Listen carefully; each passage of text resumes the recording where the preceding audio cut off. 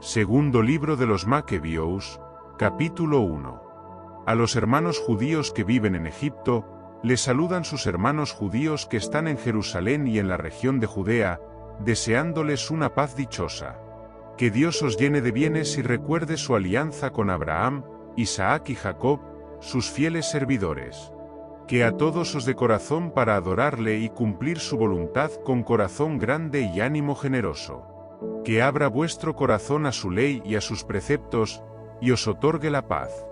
Que escuche vuestras súplicas, se reconcilie con vosotros y no os abandone en tiempo de desgracia. Esto es lo que estamos ahora pidiendo por vosotros.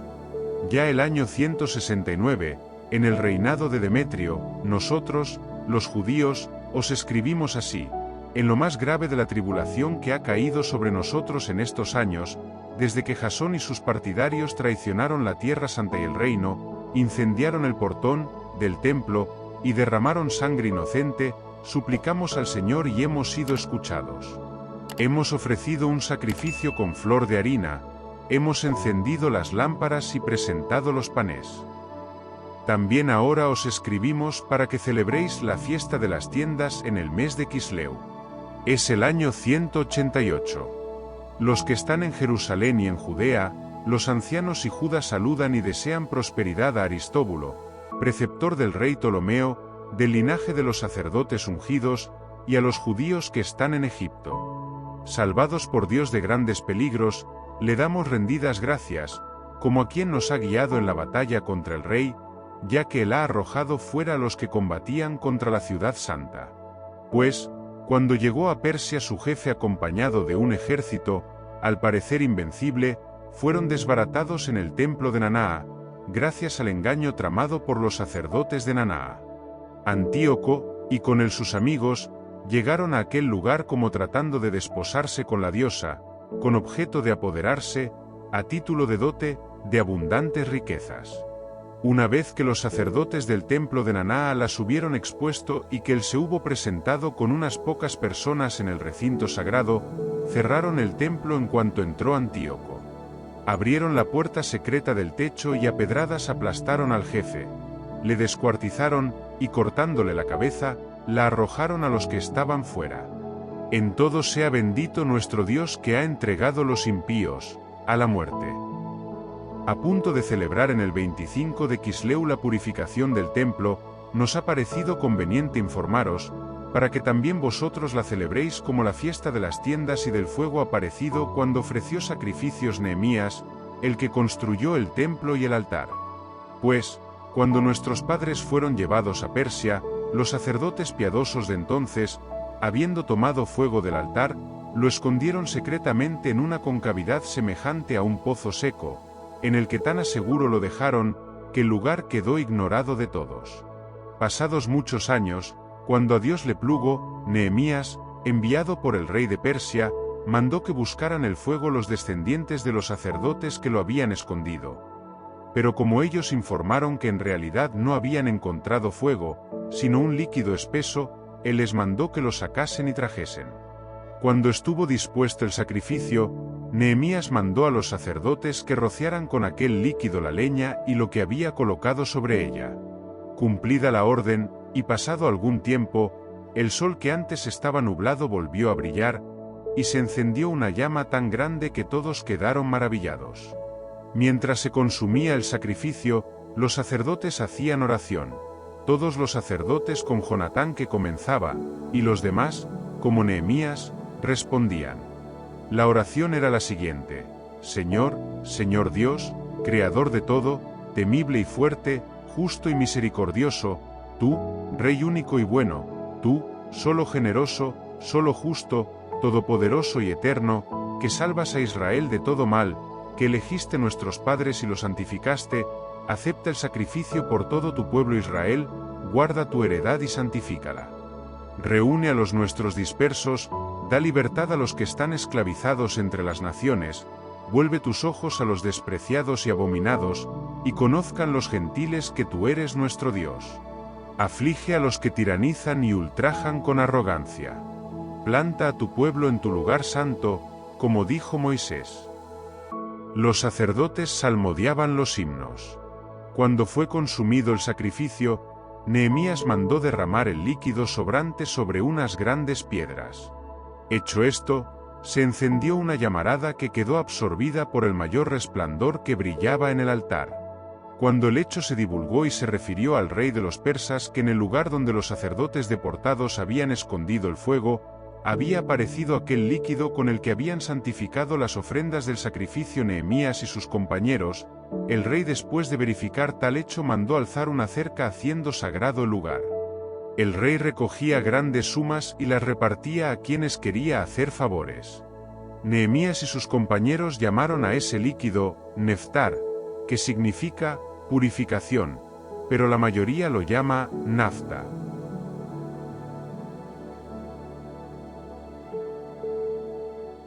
Segundo libro de los Macabeos, capítulo 2. Se encuentra en los documentos que el profeta Jeremías mandó a los deportados que tomaran fuego como ya se ha indicado. Y como el profeta, después de darles la ley, ordenó a los deportados que no se olvidaran de los preceptos del Señor ni se desviaran en sus pensamientos al ver ídolos de oro y plata y las galas que los envolvían. Entre otras cosas, les exhortaba a no apartar la ley de sus corazones. Se decía también en el escrito como el profeta, después de una revelación, mandó llevar consigo la tienda y el arca, y como salió hacia el monte donde Moisés había subido para contemplar la heredad de Dios. Y cuando llegó Jeremías, encontró una estancia en forma de cueva. Allí metió la tienda, el arca y el altar del incienso, y tapó la entrada. Volvieron algunos de sus acompañantes para marcar el camino, pero no pudieron encontrarlo. En cuanto Jeremías lo supo, les reprendió diciéndoles: «Este lugar quedará desconocido hasta que Dios vuelva a reunir a su pueblo y le sea propicio. El Señor entonces mostrará todo esto, y aparecerá la gloria del Señor y la nube, como se mostraba en tiempo de Moisés, cuando Salomón rogó que el lugar fuera solemnemente consagrado». Se explicaba también cómo éste, dotado de sabiduría, ofreció el sacrificio de la dedicación y la terminación del templo.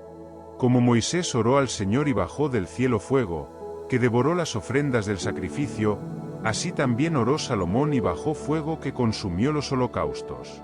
Moisés había dicho: «La víctima por el pecado ha sido consumida por no haber sido comida». Salomón celebró igualmente los 8 días de fiesta.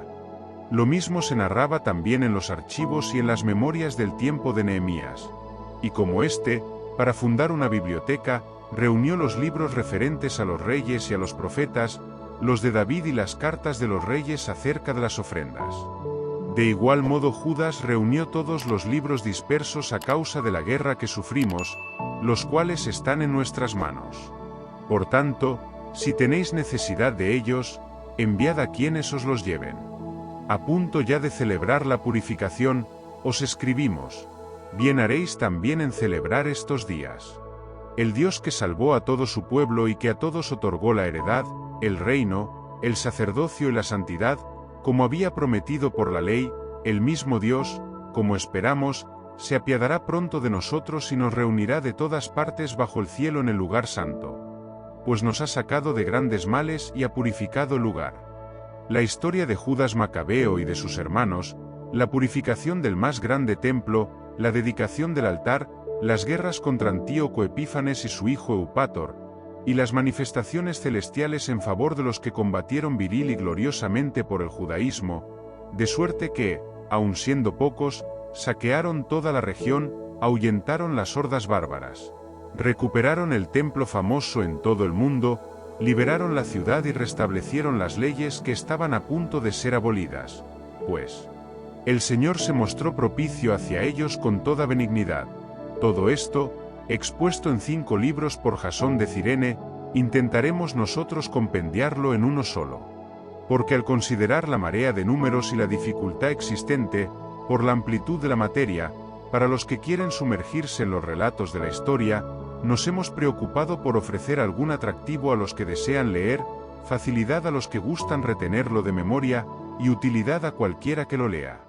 Para nosotros, que nos hemos encargado de la fatigosa labor de este resumen, no es fácil la tarea, sino de sudores y desvelos, como tampoco al que prepara un banquete y busca el provecho de los demás le resulta esto cómodo. Sin embargo, esperando la gratitud de muchos, soportamos con gusto esta fatiga, dejando al historiador la tarea de precisar cada suceso y esforzándonos por seguir las normas de un resumen. Pues así como al arquitecto de una casa nueva corresponde la preocupación por la estructura entera, y en cambio, al encargado de la encáustica y pinturas, el cuidado de lo necesario para la decoración, lo mismo me parece de nosotros. Profundizar, revolver las cuestiones y examinar punto por punto corresponde al que compone la historia. Pero buscar concisión al exponer y renunciar a tratar el asunto de forma exhaustiva debe concederse al divulgador. Comencemos, por tanto, desde ahora la narración, después de haber abundado tanto los preliminares, pues sería absurdo abundar en lo que antecede a la historia y ser breve en la historia misma.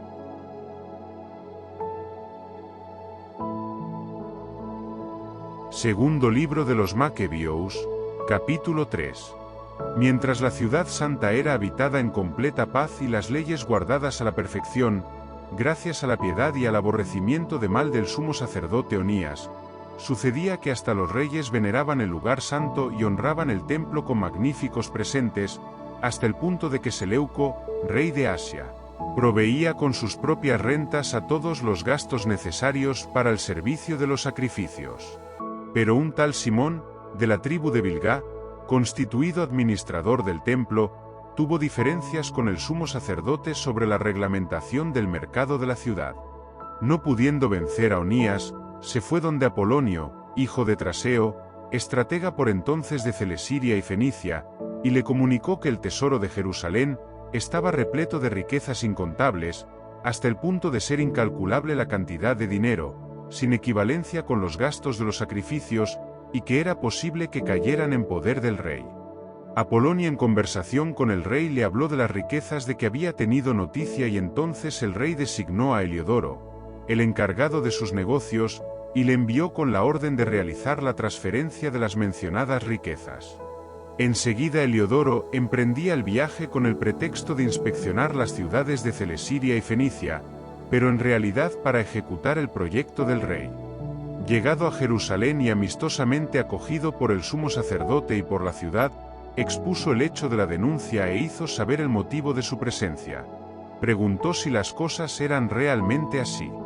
Manifestó el sumo sacerdote que eran depósitos de viudas y huérfanos, que una parte pertenecía a Icarno, hijo de Tobías, personaje de muy alta posición, y contra lo que había calumniado el impío Simón, que el total era de 400 talentos de plata y 200 de oro, que de ningún modo se podía perjudicar a los que tenían puesta su confianza en la santidad del lugar, y en la majestad inviolable de aquel templo venerado en todo el mundo.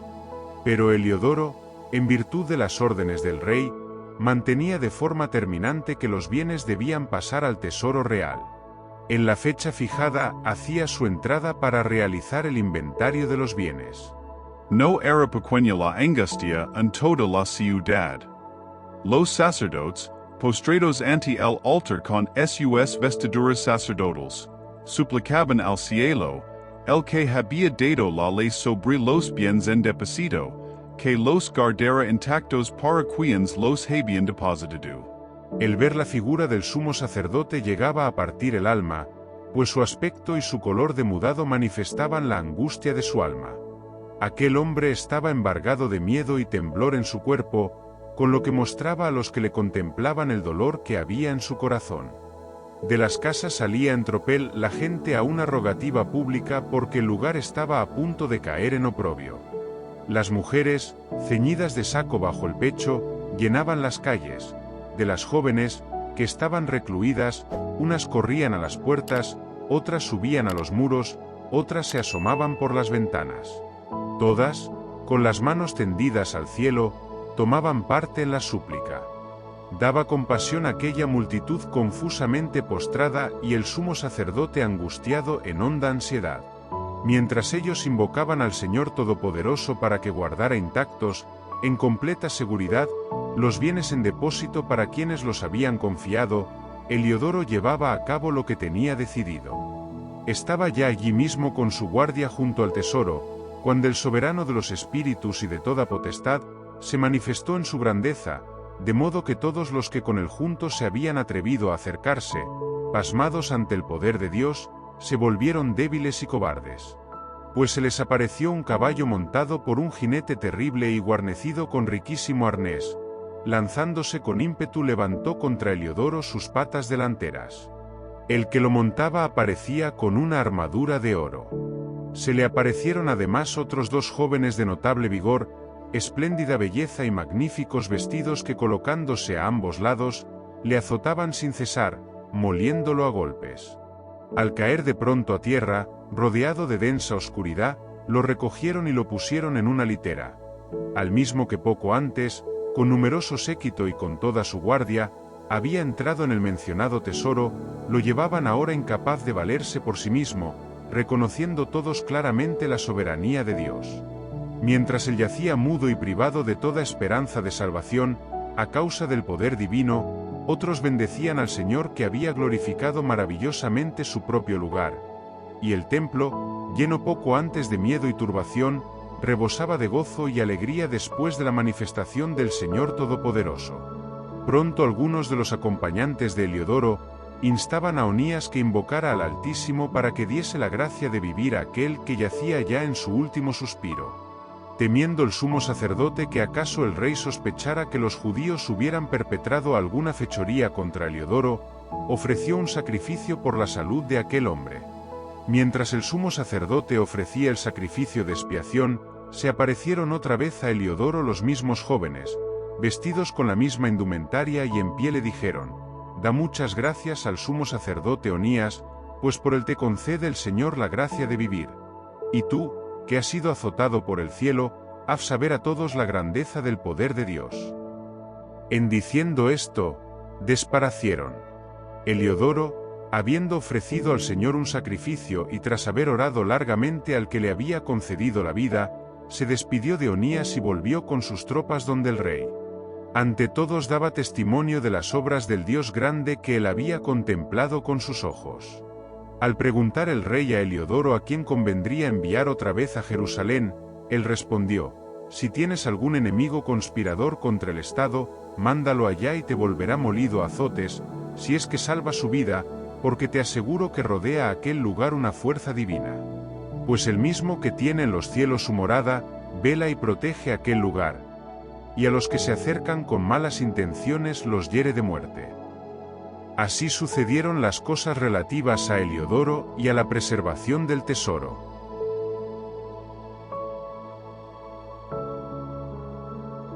Segundo libro de los Macabeos, capítulo 4. En mencionado Simón, delator de los tesoros y de la patria, calumniaba a Onías como si éste hubiera maltratado a Heliodoro y fuera el causante de sus desgracias, y se atrevía a decir que el bienhechor de la ciudad, el defensor de sus compatriotas y celoso observante de las leyes, era un conspirador contra el Estado. A tal punto llegó la hostilidad, que hasta se cometieron asesinatos por parte de uno de los esbirros de Simón. Considerando Onías que aquella rivalidad era intolerable y que Apolonio, hijo de Menesteo, estratega de Celesira y Fenicia, instigaba a Simón al mal, se hizo llevar donde el rey, no porque pretendiera acusar a sus conciudadanos, sino que miraba por los intereses generales y particulares de toda su gente. Pues bien veía que sin la intervención real era ya imposible pacificar la situación y detener a Simón en sus locuras. Cuando Seleuco dejó esta vida y Antíoco, por sobrenombre Epífanes, comenzó a reinar, Jasón, el hermano de Onías, usurpó el sumo pontificado, después de haber prometido al rey, en una conversación, 360 talentos de plata y 80 talentos de otras rentas. Se comprometía además a firmar el pago de otro 150, si se le concedía la facultad de instalar por su propia cuenta un gimnasio y una efebía, así como la de inscribir a los antioquenos en Jerusalén. Con el consentimiento del rey y con los poderes en su mano, pronto cambió las costumbres de sus compatriotas conforme al estilo griego, suprimiendo los privilegios que los reyes habían concedido a los judíos por medio de Juan, padre de Eupólemo, el que fue enviado en embajada a los romanos para un tratado de amistad y alianza, y abrogando las instituciones legales, introdujo costumbres nuevas, contrarias a la ley. Así pues, fundó a su gusto un gimnasio bajo la misma Acrópolis e indujo a lo mejor de la juventud a educarse bajo el petaso. Era tal el auge del helenismo y el progreso de la moda extranjera a causa de la extrema perversidad de aquel Jasón, que tenía más de impío que de sumo sacerdote, que ya los sacerdotes no sentían celo por el servicio del altar, sino que despreciaban el templo, descuidando los sacrificios. En cuanto se daba la señal con el gón se apresuraban a tomar parte en los ejercicios de la palestra contrarios a la ley. Sin apreciar en nada la honra patria, tenían por mejores las glorias helénicas. Por esto mismo, una difícil situación les puso en aprieto, y tuvieron como enemigos y verdugos a los mismos cuya conducta emulaban y a quienes querían parecerse en todo. Pues no resulta fácil violar las leyes divinas. Así lo mostrará el tiempo venidero. Cuando se celebraron en Tiro los Juegos Cuadrienales, en presencia del rey, el impuro Jasón envió embajadores, como antioquenos de Jerusalén, que llevaban consigo 300 dracmas de plata para el sacrificio de Hércules. Pero los portadores prefirieron, dado que no convenía, no emplearlas en el sacrificio, sino en otros gastos. Y así, el dinero que estaba destinado por voluntad del que lo enviaba, al sacrificio de Hércules, se empleó por deseo de los portadores, en la construcción de las trirremes. Apolonio, hijo de Menesteo, fue enviado a Egipto para la boda del rey Filométor. Cuando supo Antíoco que aquel se había convertido en su adversario político, se preocupó de su propia seguridad. Por eso, pasando por Joppe, se presentó en Jerusalén. Fue magníficamente recibido por Jasón y por la ciudad, e hizo su entrada entre antorchas y aclamaciones. Después de esto llevó sus tropas hasta Fenicia. 3 años después, Jasón envió a Menelao, hermano del ya mencionado Simón, para llevar el dinero al rey y gestionar la negociación de asuntos urgentes. Menelao se hizo presentar al rey, a quien impresionó con su aire majestuoso, y logró ser investido del sumo sacerdocio, ofreciendo 300 talentos de plata más que Jasón. Provisto del mandato real, se volvió sin poseer nada digno del sumo sacerdocio, sino más bien el furor de un cruel tirano y la furia de una bestia salvaje. Jasón, por su parte, suplantador de su propio hermano y el mismo suplantado por otro, se vio forzado a huir al país de Amán. Menelao detentaba ciertamente el poder, pero nada pagaba del dinero prometido al rey, aunque Sostrates, el alcaide de la Acrópolis, se lo reclamaba, pues a él correspondía la percepción de los tributos. Por este motivo, ambos fueron convocados por el rey. Menelao dejó como sustituto del sumo sacerdocio a su hermano Lisímaco, Sostrates Acrats, jefe de los chipriotas. Acrats, jefe de los chipriotas. Mientras tanto, sucedió que los habitantes de Tarso y de Malos se sublevaron por haber sido cedidas sus ciudades como regalo a Antioquida, la concubina del rey. Fue, pues, el rey a toda prisa, para poner orden en la situación, dejando como sustituto a Andrónico, uno de los dignatarios. Menelao pensó aprovecharse de aquella buena oportunidad, arrebató algunos objetos de oro del templo, y se los regaló a Andrónico. También logró vender otros en Tiro y en las ciudades de alrededor. Cuando Onías llegó a saberlo con certeza, se lo reprochó, no sin haberse retirado antes a un lugar de refugio, a Dafne, cerca de Antioquía. Por eso, Menelao, a solas con Andrónico, le incitaba a matar a Onías. Andrónico se llegó donde Onías, y confiando en la astucia, estrechándole la mano y dándole la diestra con juramento, persuadió a Onías, aunque a éste no le faltaban sospechas, a salir de su refugio, e inmediatamente le dio muerte, sin respeto alguno a la justicia. Por este motivo no solo los judíos sino también muchos de las demás naciones se indignaron y se irritaron por el injusto asesinato de aquel hombre. Cuando el rey volvió de las regiones de Silische, los judíos de la ciudad junto con los griegos, que también odiaban el mal, fueron a su encuentro a quejarse de la injustificada muerte de Onías. Antíoco, hondamente entristecido y movido a compasión, lloró recordando la prudencia y la gran moderación del difunto. Encendido en ira, despojó inmediatamente a Andrónico de la púrpura y desgarró sus vestidos. le hizo conducir por toda la ciudad hasta el mismo lugar donde tan impíamente había tratado a Onías. Allí hizo desaparecer de este mundo al criminal, a quien el Señor daba el merecido castigo. Lisímaco había cometido muchos robos sacrílegos en la ciudad con el consentimiento de Menelao, y la noticia se había divulgado fuera. Por eso la multitud se amotinó contra Lisímaco. Pero eran ya muchos los objetos de oro que estaban dispersos. Como las turbas estaban excitadas y en el colmo de su cólera, Lisímaco armó a cerca de 3000 hombres e inició la represión violenta, poniendo por jefe a un tal Aurano, avanzado en edad y no menos en locura. Cuando se dieron cuenta del ataque de Lisímaco, unos se armaron de piedras, otros de estacas y otros, tomando a puñadas ceniza que allí había, lo arrojaban todo junto contra las tropas de Lisímaco.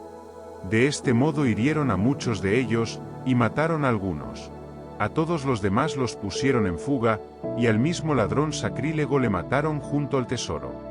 Sobre todos estos hechos se instruyó proceso contra Menelao. Cuando el rey llegó a Tiro, 3 hombres enviados por el Senado expusieron ante él el alegato. Menelao, perdido ya, prometió una importante suma a Ptolomeo, hijo de Dorimeno, para que persuadiera al rey.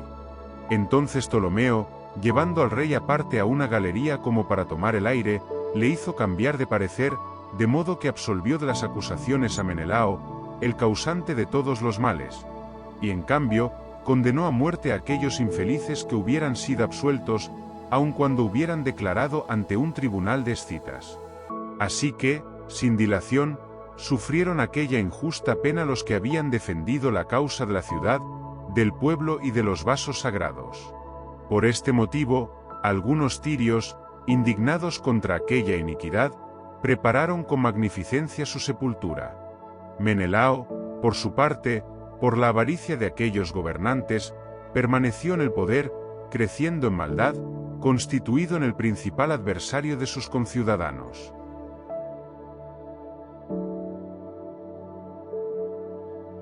Segundo libro de los Maquebios, capítulo 5. Por esta época preparaba Antíoco la segunda expedición a Egipto. Sucedió que durante cerca de 40 días aparecieron en toda la ciudad, corriendo por los aires, jinetes vestidos de oro, tropas armadas distribuidas en cohortes, escuadrones de caballería en orden de batalla, ataques y cargas de una y otra parte, movimiento de escudos, espesura de lanzas, espadas desenvainadas, lanzamiento de dardos, resplandores de armaduras de oro y corazas de toda clase. Ante ello todos rogaban que aquella aparición presagiase algún bien. Al difundirse el falso rumor de que Antíoco había dejado esta vida, Jasón, con no menos de 1000 hombres, lanzó un ataque imprevisto contra la ciudad. Al ser rechazados los que estaban en la muralla y capturada ya por fin la ciudad, Menelao se refugió en la Acrópolis. Jasón hacía cruel matanza de sus propios ciudadanos sin caer en cuenta que un éxito sobre sus compatriotas era el peor de los desastres. Se imaginaba ganar trofeos de enemigos y no de sus compatriotas. Pero no logró el poder, sino que al fin, con la ignominia ganada por sus intrigas, se fue huyendo de nuevo al país de Amán.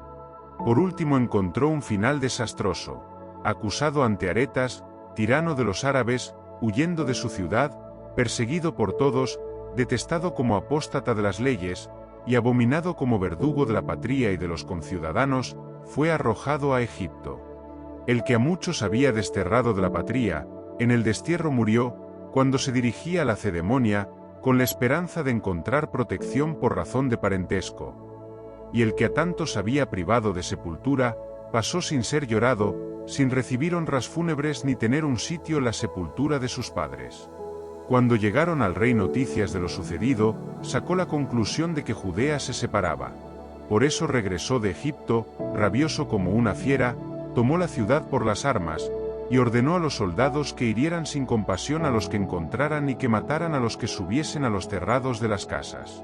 Perecieron jóvenes y ancianos, fueron asesinados muchachos, mujeres y niños, y degollaron a doncellas y niños de pecho. En solo 3 días perecieron 80.000 personas, 40.000 en la refriega y otros, en número no menor que el de las víctimas, fueron vendidos como esclavos. Antíoco, No contento con esto, se atrevió a penetrar en el templo más santo de toda la tierra, llevando como guía a Menelao, el traidor a las leyes y a la patria. Con sus manos impuras tomó los vasos sagrados y arrebató con sus manos profanas las ofrendas presentadas por otros reyes para acrecentamiento de la gloria y honra del lugar. Antíoco estaba engreído en su pensamiento, sin considerar que el soberano estaba irritado por poco tiempo a causa de los pecados de los habitantes de la ciudad y por eso desviaba su mirada del lugar. Pero de no haberse dejado arrastrar ellos por los muchos pecados, el mismo Antíoco, como Heliodoro, el enviado por el rey Seleuco para inspeccionar el tesoro, al ser azotado nada más llegar, habría renunciado a su osadía. Pero el Señor no ha elegido a la nación por el lugar, sino el lugar por la nación. Por esto, también el mismo lugar, después de haber participado de las desgracias acaecidas a la nación, ha tenido luego parte en sus beneficios, y el que había sido abandonado en tiempo de la cólera del Todopoderoso, de nuevo en tiempo de la reconciliación del gran soberano, ha sido restaurado con toda su gloria. Así pues, Antíoco, llevándose del templo 1800 talentos, se fue pronto a Antioquía, creyendo en su orgullo que haría la tierra navegable y el mar viable, por la arrogancia de su corazón. Dejó también prefectos para hacer daño a la raza. En Jerusalén a Filipo, de raza frigia, que tenía costumbres más bárbaras que le había nombrado. En el monte Garizim, a Andrónico, y además de estos, a Menelao, que superaba a los demás en maldad contra sus conciudadanos. El rey, que albergaba hacia los judíos sentimientos de odio, envió al misarca Apolonio con un ejército de 22.000 hombres, y la orden de degollar a todos los que estaban en el vigor de la edad, y de vender a las mujeres y a los más jóvenes. Llegado éste a Jerusalén y fingiendo venir en son de paz, esperó hasta el día santo del sábado. Aprovechando el descanso de los judíos, mandó a sus tropas que se equiparan con las armas, y a todos los que salían a ver aquel espectáculo, los hizo matar, invadiendo la ciudad con los soldados armados, hizo caer una considerable multitud. Pero Judas, llamado también Macabeo, formó un grupo de unos 10 y se retiró al desierto. Llevaba con sus compañeros, en las montañas, vida de fieras salvajes, sin comer más alimento que hierbas, para no contaminarse de impureza.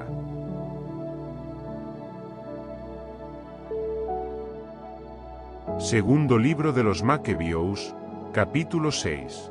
Poco tiempo después, el rey envió al ateniense Geronta para obligar a los judíos a que desertaran de las leyes de sus padres y a que dejaran de vivir según las leyes de su Dios, y además para contaminar el templo de Jerusalén, dedicándolo a Zeus olímpico, y el de Garizim, a Zeus hospitalario, como lo habían pedido los habitantes del lugar. Este recrudecimiento del mal era para todos penoso e insoportable. El templo estaba lleno de desórdenes y orgías por parte de los paganos que holgaban con meretrices y que en los atrios sagrados andaban con mujeres, y hasta introducían allí cosas prohibidas. El altar estaba repleto de víctimas ilícitas, prohibidas por las leyes. No se podía ni celebrar el sábado, ni guardar las fiestas patrias, ni siquiera confesarse judío. Antes bien eran obligados con amarga violencia a la celebración mensual del nacimiento del rey con un banquete sacrificial, y cuando llegaba la fiesta de Dioniso, eran forzados a formar parte de su cortejo, coronados de hiedra. Por instigación de los habitantes de Ptolemaida salió un decreto para las vecinas ciudades griegas, obligándolas a que procedieran de la misma forma contra los judíos y a que les hicieran participar en los banquetes sacrificials, con orden de degollar a los que no adoptaran el cambio a las costumbres griegas. Podíase ya entrever la calamidad inminente. 2 mujeres fueron delatadas por haber circuncidado a sus hijos. Las hicieron recorrer públicamente la ciudad con los niños colgados del pecho, y las precipitaron desde la muralla. Otros que se habían reunido en cuevas próximas para celebrar a escondidas el día séptimo, fueron denunciados a Filipo y quemados juntos, sin que quisieran hacer nada en su defensa, por respeto a la santidad del día. Ruego a los lectores de este libro que no se desconcierten por estas desgracias. Piensen antes bien que estos castigos buscan no la destrucción, sino la educación de nuestra raza, pues el no tolerar por mucho tiempo a los impíos, de modo que pronto caigan en castigos, es señal de gran benevolencia. Pues con las demás naciones el soberano, para castigarlas, aguarda pacientemente a que lleguen a colmar la medida de sus pecados. Pero con nosotros ha decidido no proceder así, para que no tenga luego que castigarnos, al llegar nuestros pecados a la medida colmada. Por eso mismo nunca retira de nosotros su misericordia. Cuando corrige con la desgracia, no está abandonando a su propio pueblo. Quede esto dicho a modo de recuerdo. Después de estas pocas palabras, prosigamos la narración.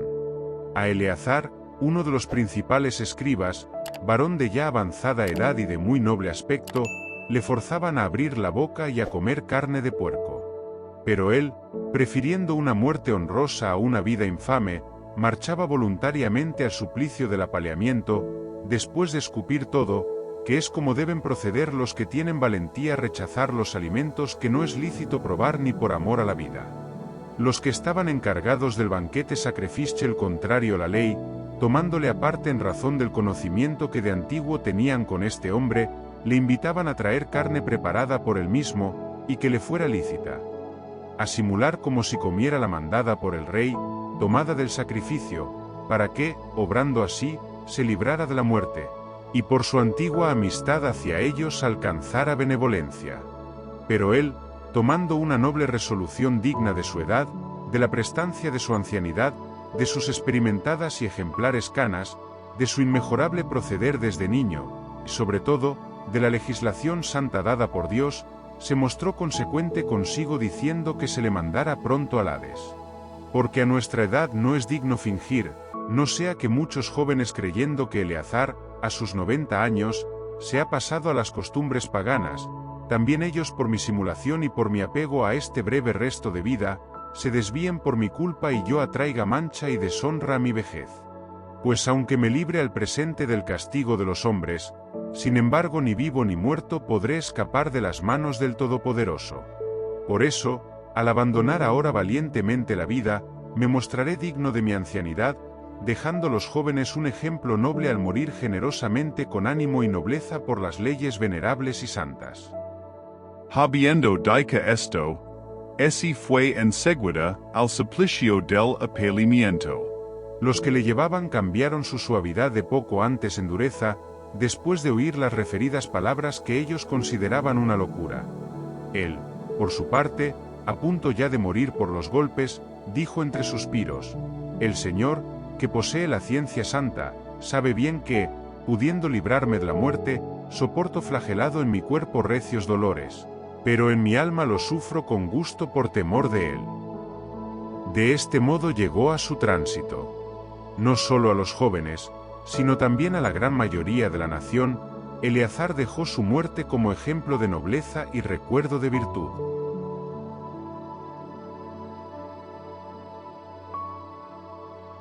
Segundo libro de los Macabeos, capítulo 7. Sucedió también que 7 hermanos apresados junto con su madre, eran forzados por el rey, flagelados con azotes y nervios de buey, a probar carne de puerco, prohibida por la ley. Uno de ellos, hablando en nombre de los demás, decía así: ¿qué quieres preguntar y saber de nosotros? Estamos dispuestos a morir antes que violar las leyes de nuestros padres. El rey, fuera de sí, ordenó poner al fuego sartenes y calderas. En cuanto estuvieron al rojo, mandó cortar la lengua al que había hablado en nombre de los demás, arrancarle el cuero cabelludo y cortarle las extremidades de los miembros, en presencia de sus demás hermanos y de su madre. Cuando quedó totalmente inutilizado, pero respirando todavía, mandó que le acercaran al fuego y le tostaran en la sartén. Mientras el humo de la sartén se difundía lejos, los demás hermanos junto con su madre se animaban mutuamente a morir con generosidad, y decían: el Señor Dios vela y con toda seguridad se apiadará de nosotros, como declaró Moisés en el cántico que atestigua claramente: se apiadará de sus siervos. Cuando el primero hizo así su tránsito, llevaron al segundo al suplicio y después de arrancarle la piel de la cabeza con los cabellos, le preguntaban: ¿vas a comer antes de que tu cuerpo sea torturado miembro a miembro? Él respondiendo en su lenguaje patrio, dijo: no. Por ello, también éste sufrió a su vez la tortura, como el primero. Al llegar a su último suspiro dijo: Tú, criminal, nos privas de la vida presente, pero el Rey del mundo a nosotros que morimos por sus leyes, nos resucitará a una vida eterna. Después de este, fue castigado el tercero. En cuanto se lo pidieron, presentó la lengua, tendió decidido las manos, y dijo con valentía: Por don del cielo poseo estos miembros, por sus leyes los desdeño y del espero recibirlos de nuevo. Hasta el punto de que el rey y sus acompañantes estaban sorprendidos del ánimo de aquel muchacho que en nada tenía los dolores. Llegado este a su tránsito, maltrataron de igual modo con suplicios al cuarto. Cerca ya del fin decía así: Es preferible morir a manos de hombres con la esperanza que Dios otorga de ser resucitados de nuevo por él. Para ti, en cambio, no habrá resurrección a la vida. Enseguida llevaron al quinto y se pusieron a atormentarle. Él, mirando al rey, dijo: Tú, porque tienes poder entre los hombres aunque eres mortal, haces lo que quieres. Pero no creas que Dios ha abandonado a nuestra raza. Aguarda tú y contemplarás su magnífico poder, como te atormentará a ti y a tu linaje. Después de este, trajeron al sexto, que estando a punto de morir decía: No te hagas ilusiones, pues nosotros por nuestra propia culpa padecemos. Por haber pecado contra nuestro Dios, nos suceden cosas sorprendentes. Pero no pienses quedar impune tú que te has atrevido a luchar contra Dios. Admirable de todo punto y digna de glorioso recuerdo fue aquella madre que, al ver morir a sus 7 hijos en el espacio de un solo día, sufría con valor porque tenía la esperanza puesta en el Señor. Animaba a cada uno de ellos en su lenguaje patrio, y llena de generosos sentimientos y estimulando con ardor varonil sus reflexiones de mujer, les decía: Yo no sé cómo aparecisteis en mis entrañas, ni fui yo quien os regaló el espíritu y la vida, ni tampoco organicé yo los elementos de cada uno. Pues así el Creador del mundo, el que modeló al hombre en su nacimiento y proyectó el origen de todas las cosas, os devolverá el espíritu y la vida con misericordia, porque ahora no miráis por vosotros mismos a causa de sus leyes. Antíoco creía que se le despreciaba a él y sospechaba que eran palabras injuriosas. Mientras el menor seguía con vida, no solo trataba de ganarle con palabras, sino hasta con juramentos le prometía hacerle rico y muy feliz, con tal de que abandonara las tradiciones de sus padres, le haría su amigo y le confiaría altos cargos. Pero como el muchacho no le hacía ningún caso, el rey llamó a la madre y la invitó a que aconsejara al adolescente para salvar su vida. Tras de instarle él varias veces, ella aceptó el persuadir a su hijo. Se inclinó sobre él y burlándose del cruel tirano, le dijo en su lengua patria: Hijo, ten compasión de mí que te llevé en el seno por 9 meses, te amamanté por 3 años, te crié y te eduqué hasta la edad que tienes, y te alimenté. Te ruego, hijo, que mires al cielo y a la tierra, y al ver todo lo que hay en ellos, sepas que a partir de la nada lo hizo Dios y que también el género humano ha llegado así a la existencia. No temas a este verdugo, antes bien, mostrando digno de tus hermanos, acepta la muerte, para que vuelva yo a encontrar con tus hermanos en la misericordia. En cuanto ella terminó de hablar, el muchacho dijo: ¿Qué esperáis? No obedezco el mandato del rey, obedezco el mandato de la ley dada a nuestros padres por medio de Moisés. Y tú, que eres el causante de todas las desgracias de los hebreos, no escaparás de las manos de Dios. Cierto que nosotros padecemos por nuestros pecados. Si es verdad que nuestro Señor que vive, está momentáneamente irritado para castigarnos y corregirnos, también se reconciliará de nuevo con sus siervos. Pero tú, oh impío y el más criminal de todos los hombres, no te engrías neciamente, entregándote a vanas esperanzas y alzando la mano contra sus siervos, porque todavía no has escapado del juicio del Dios que todo lo puede y todo lo ve. Pues ahora nuestros hermanos, después de haber soportado una corta pena por una vida perenne, cayeron por la alianza de Dios. Tú, en cambio, por el justo juicio de Dios cargarás con la pena merecida por tu soberbia. Yo, como mis hermanos, entrego mi cuerpo y mi vida por las leyes de mis padres, invocando a Dios para que pronto se muestre propicio con nuestra nación, y que tú con pruebas y azotes llegues a confesar que Él es el único Dios. Que en mí y en mis hermanos se detenga la cólera del Todopoderoso justamente descargada sobre toda nuestra raza. El rey, fuera de sí, se ensañó con éste con mayor crueldad que con los demás, por resultarle amargo el sarcasmo. También éste tuvo un limpio tránsito, con entera confianza en el Señor. Por último, después de los hijos murió la madre.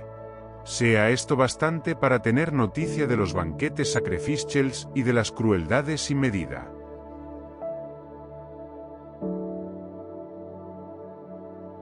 Segundo libro de los Macabeos, capítulo 8. Judas, llamado también Macabeo, y sus compañeros entraban sigilosamente en los pueblos, llamaban a sus hermanos de raza y acogiendo a los que permanecían fieles al judaísmo, llegaron a reunir 6.000 hombres.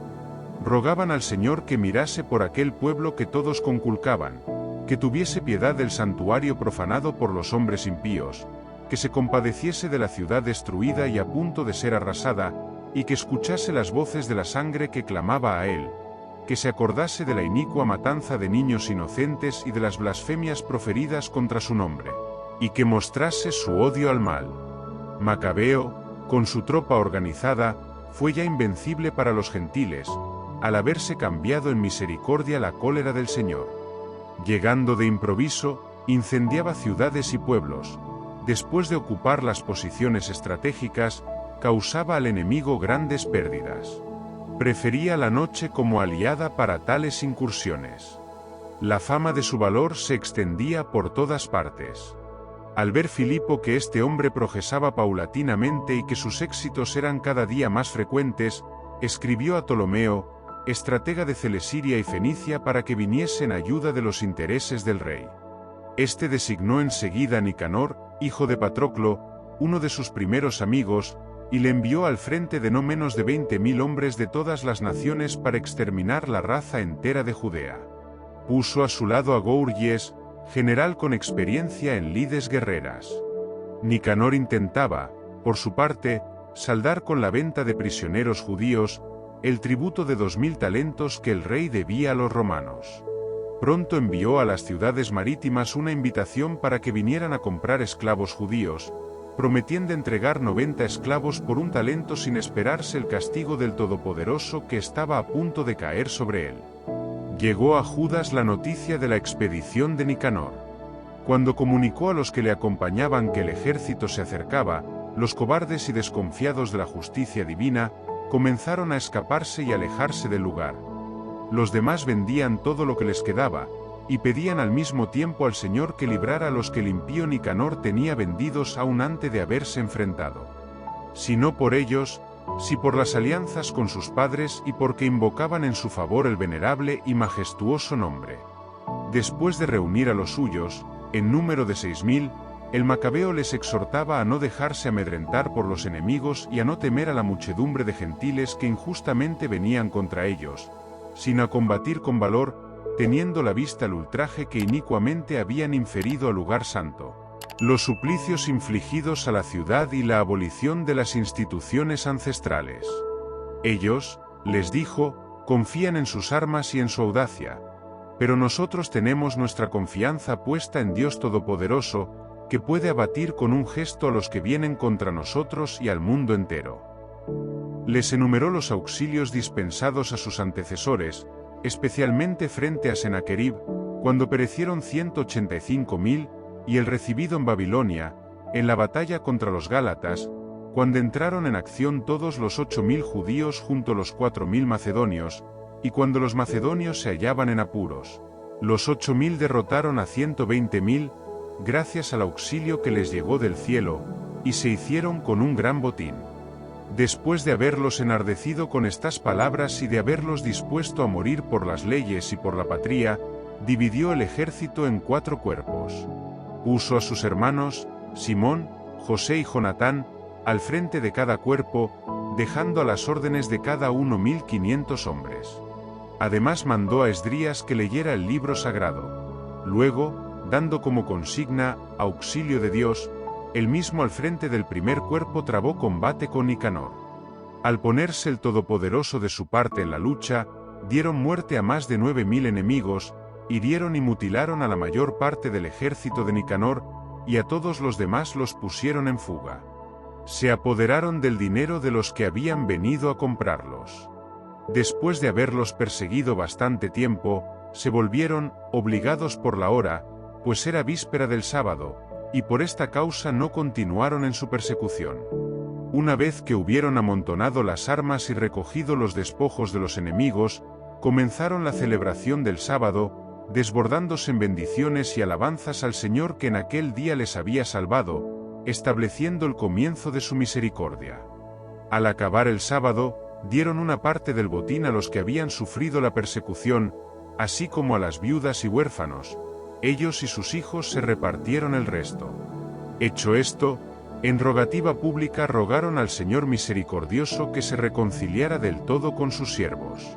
En su combate con las tropas de Timoteo y Báquides, mataron a estos más de 20.000 hombres, se adueñaron por completo de altas fortalezas y dividieron el inmenso botín en partes iguales, una para ellos y otra para los que habían sufrido la persecución, los huérfanos y las viudas, así como para los ancianos. Con todo cuidado reunieron las armas capturadas en lugares convenientes y llevaron a Jerusalén el resto de los despojos. Mataron al filarca de la escolta de Timoteo, hombre muy impío que había causado mucho pesar a los judíos. Mientras celebraban la victoria en su patria, quemaron a los que habían incendiado los portones sagrados, así como a Calístenes, que estaban refugiados en una misma casita, y que recibieron así la merecida paga de su impiedad. Nicanor, 3 veces criminal, que había traído a los 1000 comerciantes para la venta de los judíos, con el auxilio del Señor, quedó humillado por los mismos que él despreciaba como los más viles. Despojándose de sus galas, como un fugitivo a campo traviés, buscando la soledad llegó hasta Antioquía con mucha suerte, después del desastre de su ejército. El que había pretendido saldar el tributo debido a los romanos con la venta de los prisioneros de Jerusalén, proclamaba que los judíos tenían a alguien que les defendía, y que los judíos eran invulnerables por el hecho de que seguían las leyes prescritas por aquel.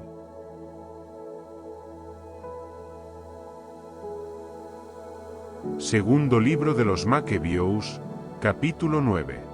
Sucedió por este tiempo que Antíoco hubo de retirarse desordenadamente de las regiones de Persia. En efecto, habiendo entrado a la ciudad llamada Persépolis, pretendió saquear el santuario y oprimir la ciudad. Ante ello, la muchedumbre sublevándose acudió a las armas y le puso en fuga, y sucedió que Antíoco, ahuyentado por los naturales del país, hubo de emprender una vergonzosa retirada. Cuando estaba en Ecbátana, le llegó la noticia de lo ocurrido a Nicanor y a las tropas de Timoteo. Arrebatado de furor, pensaba vengar en los judíos la afrenta de los que le habían puesto en fuga, y por eso ordenó al conductor que hiciera avanzar el carro sin parar hasta el término del viaje. Pero ya el juicio del cielo se cernía sobre él, pues había hablado así con orgullo: en cuanto llegue a Jerusalén, haré de la ciudad una fosa común de judíos. Pero el Señor Dios de Israel, que todo lo ve, le hirió con una llaga incurable e invisible. Apenas pronunciada esta frase, se apoderó de sus entrañas un dolor irremediable, con agudos retortijones internos, cosa totalmente justa para quien había hecho sufrir las entrañas de otros con numerosas y desconocidas torturas. Pero él de ningún modo cesaba en su arrogancia, estaba lleno todavía de orgullo, respiraba el fuego de su furor contra los judíos y mandaba acelerar la marcha. Pero sucedió que vino a caer de su carro que corría velozmente, y con la violenta caída, todos los miembros de su cuerpo se le descoyuntaron. El que poco antes pensaba dominar con su altivez de superhombre las olas del mar, y se imaginaba pesar en una balanza las cimas de las montañas, caído por tierra, era luego transportado en una litera, mostrando a todos de forma manifiesta el poder de Dios, hasta el punto que de los ojos del impío pululaban gusanos, caían a pedazos sus carnes, aun estando con vida. Entre dolores y sufrimientos, y su infecto hedor apestaba a todo el ejército. Al que poco antes creía tocar los astros del cielo, nadie podía ahora llevarlo por la insoportable repugnancia del hedor. Así comenzó entonces, herido, a abatir su excesivo orgullo y a llegar al verdadero conocimiento bajo el azote divino, en tensión a cada instante por los dolores. Como ni él mismo podía soportar su propio hedor, decía, justo es estar sumiso a Dios y que un mortal no pretenda igualarse a la divinidad. Pero aquel malvado rogaba al soberano de quien ya no alcanzaría misericordia, prometiendo que declararía libre la ciudad santa, a la que se había dirigido antes a toda prisa para arrasarla y transformarla en fosa común, que equipararía con los atenienses a todos aquellos judíos que había considerado dignos, no de una sepultura, sino de ser arrojados con sus niños como pasto las fieras, que adornaría con los más bellos presentes el templo santo que antes había saqueado, que devolvería, multiplicados todos los objetos sagrados, que suministraría a sus propias expensas los fondos que se gastaban en los sacrificios, y además, que se haría judío y recorrería todos los lugares habitados para proclamar el poder de Dios. Como sus dolores de ninguna forma se calmaban, pues había caído sobre él el justo juicio de Dios, desesperado de su estado, escribió a los judíos la carta copiada a continuación, en forma de súplica, con el siguiente contenido: a los honrados judíos, ciudadanos suyos, con los mejores deseos de dicha, salud y prosperidad, saluda el rey y estratega Antíoco. Si os encontráis bien vosotros y vuestros hijos, y vuestros asuntos van conforme a vuestros deseos, damos por ello rendidas gracias. En cuanto a mí, me encuentro postrado sin fuerza en mi lecho, con un amistoso recuerdo de vosotros. A mi vuelta de las regiones de Persia, contraje una molesta enfermedad y he considerado necesario preocuparme de vuestra seguridad común. No desespero de mi situación, antes bien tengo grandes esperanzas de salir de esta enfermedad. Pero considerando que también mi padre, con ocasión de salir a campaña hacia las regiones altas, designó su futuro sucesor, para que, si ocurría algo sorprendente o si llegaba alguna noticia desagradable, los habitantes de las provincias no se perturbaran, por saber ya a quién quedaba confiado el gobierno. Dándome cuenta además de que los soberanos de alrededor, vecinos al reino, acechan las oportunidades y aguardan lo que pueda suceder, he nombrado rey a mi hijo Antíoco, a quien muchas veces, al recorrer las satrapías altas, os he confiado y recomendado a gran parte de vosotros. A él le he escrito lo que sigue. Por tanto os exhorto y ruego que, acordándoos de los beneficios recibidos en común y en particular, guardéis cada uno también con mi hijo la benevolencia que tenéis hacia mí. Pues estoy seguro de que él, realizando con moderación y humanidad mis proyectos, se entenderá bien con vosotros.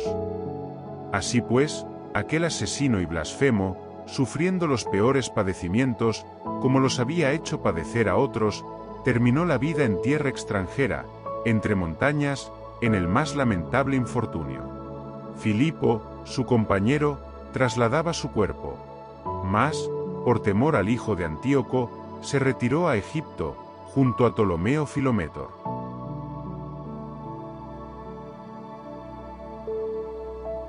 Segundo libro de los Macabeos, capítulo 10. Macabeo y los suyos, guiados por el Señor, recuperaron el templo y la ciudad, destruyeron los altares levantados por los extranjeros en la plaza pública, así como los recintos sagrados. Después de haber purificado el templo, hicieron otro altar, tomando fuego de pedernal del que habían sacado chispas, tras 2 años de intervalo ofrecieron sacrificios, el incienso y las lámparas, y colocaron los panes de la presencia. Hecho esto, rogaron al Señor, postrados sobre el vientre, que no les permitiera volver a caer en tales desgracias, sino que, si alguna vez pecaban, les corrigiera con benignidad, y no los entregara a los gentiles blasfemos y bárbaros. Aconteció que el mismo día en que el templo había sido profanado por los extranjeros, es decir, el 25 del mismo mes que es Quisleu, tuvo lugar la purificación del templo. Lo celebraron con alegría durante 8 días, como en la fiesta de las tiendas, recordando cómo, poco tiempo antes, por la fiesta de las tiendas, estaban cobijados como fieras en montañas y cavernas. Por ello, llevando tesous, ramas hermosas y palmas, entonaban himnos hacia aquel que había llevado a buen término la purificación de su lugar. Por público decreto y voto prescribieron que toda la nación de los judíos celebrara anualmente aquellos mismos días. Tales fueron las circunstancias de la muerte de Antíoco, apellidado Epífanes. Vamos a exponer ahora lo referente a Antíoco Eupator, hijo de aquel impío, resumiendo las desgracias debidas a las guerras. En efecto, una vez heredado el reino, puso al frente de sus asuntos a un tal Lisias, estratega supremo de Celesiria y Fenicia. Pues Ptolomeo, el llamado Macrón, el primero en observar la justicia con los judíos, debido a la injusticia con que se les había tratado, procuraba resolver pacíficamente lo que a ellos concernía. Acusado ante Eupator a consecuencia de ello por los amigos del rey, oía continuamente que le llamaban traidor, por haber abandonado Chipre, que Filométor le había confiado, y por haberse pasado a Antíoco Epífanes. Al no poder honrar debidamente la dignidad de su cargo, envenenándose, dejó esta vida. Gourgies, hecho estratega de la región, mantenía tropas mercenarias y en toda ocasión hostigaba a los judíos. Al mismo tiempo los idumeos, dueños de fortalezas estratégicas, causaban molestias a los judíos, y acogiendo los fugitivos de Jerusalén procuraban fomentar la guerra. Macabeo y sus compañeros, después de haber celebrado una rogativa y haber pedido a Dios que luchara junto a ellos, se lanzaron contra las fortalezas de los idumeos. Después de atacarlos con ímpetu, se apoderaron de las posiciones e hicieron retroceder a todos los que combatían sobre la muralla. Daban muerte a cuantos caían en sus manos. Mataron por lo menos 20.000. No menos de 9.000 hombres se habían refugiado en 2 torres muy bien fortificadas y abastecidas de cuanto era necesario para resistir un sitio. Macabeo dejó entonces a Simón y José, y además a Zaqueo y a los suyos, en número suficiente para asediarles, y él mismo partió hacia otros lugares de mayor urgencia. Pero los hombres de Simón, ávidos de dinero, se dejaron sobornar por algunos de los que estaban en las torres. Por 70.000 dracmas dejaron que algunos escapasen.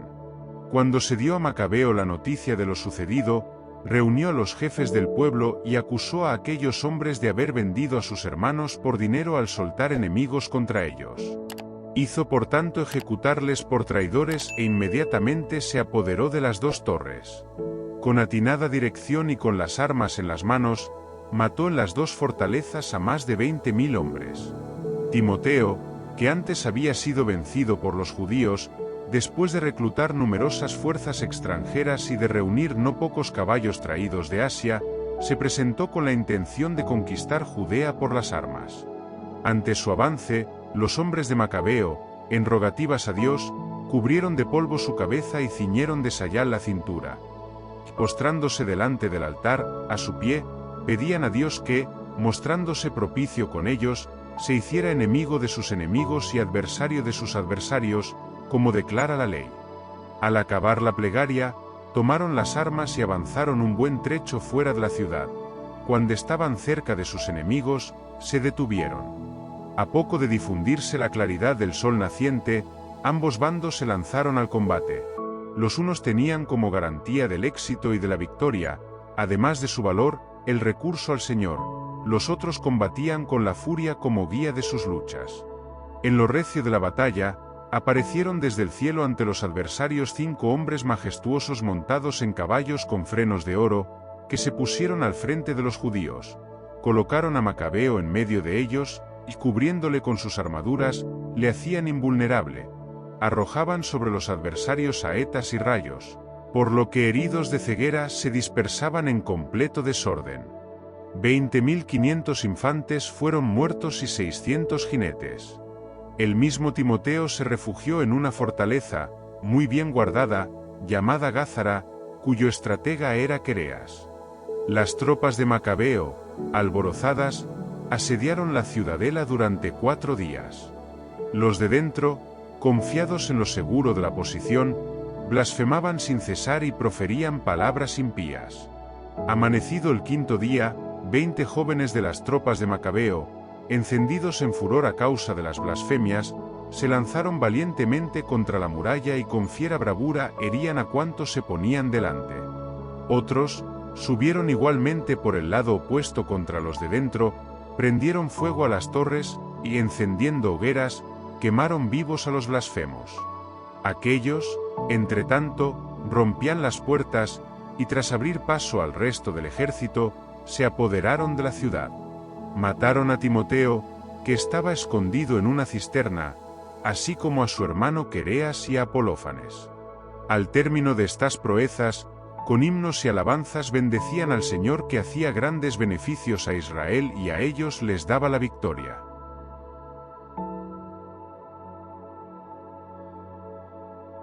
Segundo libro de los Macabeos, capítulo 11.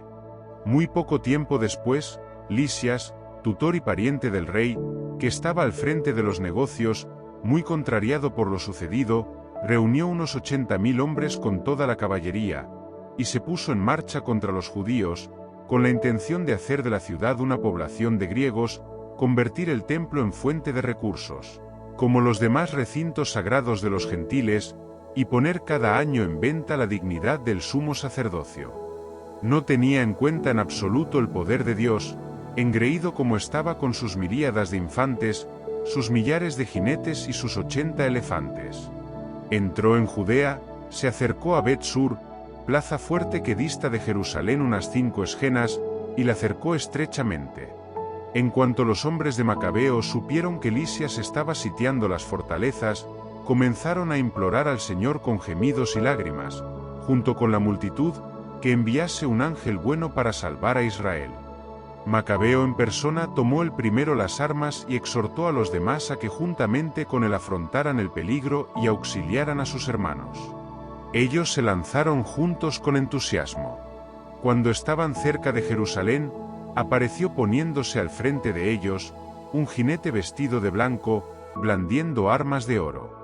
Todos a una bendijeron entonces a Dios misericordioso y sintieron enardecerse sus ánimos, dispuestos a atravesar no solo a hombres, sino aun a las fieras más salvajes murallas de hierro. Avanzaban equipados, con el aliado enviado del cielo, porque el Señor se había compadecido de ellos. Se lanzaron como leones sobre los enemigos, abatieron 11.000 infantes y 1.600 jinetes, y obligaron a huir a todos los demás. La mayoría de estos escaparon heridos y desarmados. El mismo Lisias se salvó huyendo vergonzosamente. Pero Lisias no era hombre sin juicio. Reflexionando sobre la derrota que acababa de sufrir, y comprendiendo que los hebreos eran invencibles porque el Dios poderoso luchaba con ellos, les propuso por una embajada la reconciliación bajo toda clase de condiciones justas, y que además obligaría al rey a hacerse amigo de ellos. Macabeo asintió a todo lo que Lisias proponía, preocupado por el interés público, pues el rey concedió cuanto Macabeo había pedido por escrito a Lisias acerca de los judíos. La carta escrita por Lisias a los judíos decía lo siguiente: Lisias saluda a la población de los judíos. Juan y Absalón, vuestros enviados, al entregarme el documento copiado a continuación, me han rogado una respuesta sobre lo que en el mismo se significaba. He dado cuenta al rey de todo lo que debía exponérsele, lo que era de mi competencia lo he concedido. Por consiguiente, si mantenéis vuestra buena disposición hacia el Estado, también yo procuraré en adelante colaborar en vuestro favor. En cuanto a los detalles, tengo dada orden a vuestros enviados y a los míos de que los discutan con vosotros. Seguid bien. Año 148, el 24 de Dioscoro. La carta del rey decía lo siguiente: el rey Antíoco saluda a su hermano Lisias. Habiendo pasado nuestro padre donde los dioses, decimos que los subditos del reino viven sin inquietudes para entregarse a sus propias ocupations. Teniendo oído que los judíos no están de acuerdo en adoptar las costumbres griegas, como era voluntad de mi padre, sino que prefieren seguir sus propias costumbres, y ruegan que se les permita acomodarse a sus leyes, deseosos, por tanto, de que esta nación esté tranquila, decidimos que se les restituya el templo y que puedan vivir según las costumbres de sus antepasados. Bien harás, por tanto, en enviarles emisarios que les den la mano, para que al saber nuestra determinación, se sientan confiados y se dediquen con agrado a sus propias ocupaciones. La carta del rey a la nación era como sigue: el rey Antíoco saluda al senado de los judíos y a los demás judíos. Sería nuestro deseo que os encontrarais bien. También nosotros gozamos de salud. Menelao nos ha manifestado vuestro deseo de volver a vuestros hogares.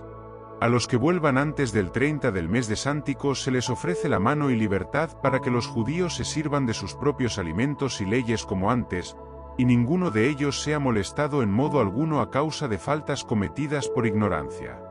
Reenviado a Menelao para que os anime. Seguid bien.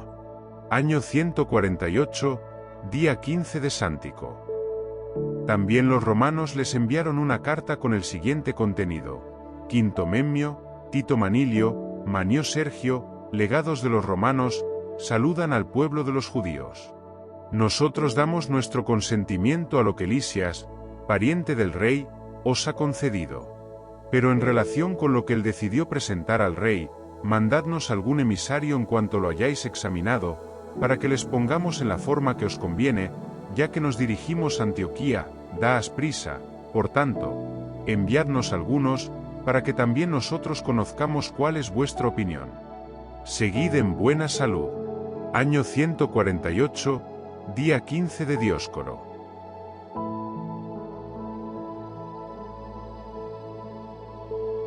Segundo libro de los Macabeos, capítulo 12. Una vez terminados estos tratados, Lisias se volvió junto al rey, mientras los judíos se entregaban a las labores del campo. Pero algunos de los estrategas en plaza, Timoteo y Apolonio, hijo de Géneo, y también Jerónimo y Demofón, además de Nicanor, el chipriarca, no les dejaban vivir en paz ni disfrutar de sosiego. Los habitantes de Joppe, por su parte, perpetraron la enorme impiedad que sigue: invitaron a los judíos que vivían con ellos a subir con mujeres y niños a las embarcaciones que habían preparado, como si no guardaran contra ellos ninguna enemistad. Conforme a la común decisión de la ciudad, aceptaron los judíos, por mostrar sus deseos de vivir en paz y que no tenían el menor recelo. Pero, cuando se hallaban en alta mar, los echaron al fondo, en número no inferior a 200. Cuando Judas se enteró de la crueldad cometida con sus compatriotas, se lo anunció a sus hombres, y después de invocar a Dios, el justo juez, se puso en camino contra los asesinos de sus hermanos, incendió por la noche el puerto, quemó las embarcaciones y pasó a cuchillo a los que se habían refugiado allí. Al encontrar cerrada la plaza, se retiró con la intención de volver de nuevo y exterminar por completo a la población de Joppe. Enterado de que también los de Yamnia querían actuar de la misma forma con los judíos que allí habitaban, atacó también de noche los yamnitas e incendió el puerto y la flota, de modo que el resplandor de las llamas se veía hasta en Jerusalén, y eso que había 240 estadios de distancia. Marchando contra Timoteo, se alejaron de allí 9 estadios, cuando le atacaron no menos de 5.000 árabes y 500 jinetes. En la recia batalla trabada, las tropas de Judas lograron la victoria, gracias al auxilio recibido de Dios. Los nómadas, vencidos, pidieron a Judas que les diera la mano, prometiendo entregarle ganado y serle útiles en adelante. Judas, dándose cuenta de que verdaderamente en muchos casos podían ser de utilidad, consintió en hacer las paces con ellos. Estrechada la mano se retiraron a las tiendas. Judas atacó también a cierta ciudad fortificada con terraplenes, rodeada de murallas, y habitada por una población mixta de varias naciones, por nombre Caspín. Los sitiados, confiados en la solidez de las murallas y en la provisión de víveres, trataban groseramente con insultos a los hombres de Judas, profiriendo además blasfemias y palabras sacrílegas. Los hombres de Judas, después de invocar al gran Señor del mundo, que sin arietes ni máquinas de guerra había derruido a Jericó en tiempo de Josué, atacaron ferozmente la muralla. Una vez dueños de la ciudad por la voluntad de Dios, hicieron una indescriptible carnicería hasta el punto de que el lago vecino, con su anchura de 2 estadios, parecía lleno con la sangre que le había llegado. Se alejaron de allí 750 estadios y llegaron a Járaca, donde los judíos llamados Tubios. Pero no encontraron en aquellos lugares a Timoteo, que al no lograr nada se había ido de allí, dejando con todo en determinado lugar una fortísima guarnición. Dositeo y Sosípatro, capitanes de Macabeo, En una incursión mataron a los hombres que Timoteo había dejado en la fortaleza, más de 10.000. Macabeo distribuyó su ejército en cohortes, puso a aquellos 2 a su cabeza y se lanzó contra Timoteo, que tenía consigo 20.000 infantes y 2.500 jinetes. Al enterarse Timoteo de la llegada de Judas, mandó por delante las mujeres, los niños y el resto de la impedimenta al sitio llamado Carnión, pues era un lugar inexpugnable y de acceso difícil, por la angostura de todos sus pasos. En cuanto apareció, la cohorte de Judas, se apoderó de los enemigos el miedo y el temor al manifestarse entre ellos aquel que todo lo ve, y se dieron a la fuga cada cual por su lado, de modo que muchas veces eran heridos por sus propios compañeros y atravesados por las puntas de sus espadas.